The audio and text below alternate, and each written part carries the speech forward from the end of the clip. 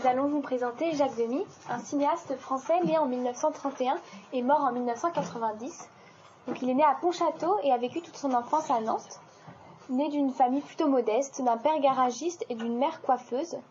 Mais cependant, sa famille ce sont des grands amateurs de spectacle. L'appartement de la famille Demy se situe 9 quai des Tanneurs à Nantes. Donc c'est un petit appartement qui est situé juste en face du garage où travaillait le père Demy. Il y a juste une cuisine, un salon et le grenier. Jacques Demy, lui, allait souvent dans le grenier pour inventer ces personnages qui figureront dans ses prochains films. Enfant, Jacques débordait d'imagination. Il a donc inventé un théâtre et des marionnettes en carton avec l'aide de sa grand-mère qui était costumière et qui les habillait donc. Et en famille, il aimait présenter ses courts-métrages. Et en 1947, il y a eu son premier film d'animation, Attaque nocturne. Le film Jaco de Nantes, réalisé par Agnès Bardin en 1990, retrace l'enfance du petit Jacques. Donc à cette occasion, le grenier de sa maison familiale a été vidé. On a pu retrouver ses affaires, des bonhommes en carton, des projecteurs et même des morceaux de film. Malgré l'occupation allemande, la famille est restée à Nantes. Le père de Jacques a été envoyé dans une usine pour fabriquer des obus et il revenait tous les soirs, donc il n'était plus au garage. Jacques a pu assister à des défilés militaires allemands qu'il voyait par la fenêtre, donc ça a été marquant pour lui. Donc même si la menace plane, la vie ne s'arrête pas, l'école continue et il continue à prendre du bon temps avec ses amis. Ils vont au cinéma et vont même au théâtre Graland, voir Cendrillon ou encore Peau d'âne, des pièces de théâtre qui vont marquer son enfance et alimenter son désir de devenir cinéaste. Nantes jugé trop dangereux pour son frère et Jacques durant la guerre. Ils vont se réfugier dans la Pierre Percée, située à 15 km de Nantes. Les paysages et l'ambiance vont lui inspirer d'ailleurs son premier court-métrage, Le Sabotier du Val-de-Loire. À l'âge de 14 ans, la famille Demy va aller dans un abri pour se protéger des avions de chasse qui peuvent envoyer des bombes. Et donc ça a été vraiment très marquant pour lui. Et voilà, il va avoir envie de vivre une vie idéale.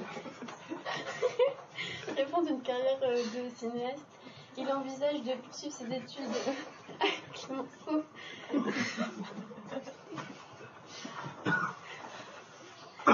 Mais son père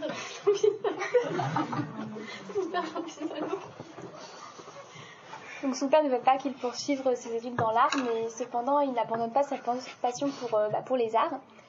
Et donc il se rend plusieurs fois par semaine, le jeudi et le dimanche notamment, aux Beaux-Arts afin de se perfectionner. Là-bas il fera des rencontres importantes avec qui il va collaborer plus tard dans ses films. On peut citer par exemple Jacqueline Moreau, qui est une costumière à lui. Le Passage Pommeraye est une galerie qui a été créée au XIXe siècle et c'est une galerie hyper importante pour lui car il a acheté sa première caméra à l'âge de 14 ans et il a pu participer au ciné-club seul ou accompagné. Il y allait plusieurs fois par semaine. Donc voilà, ça a été un réel échappatoire pour le jeune garçon. Donc c'est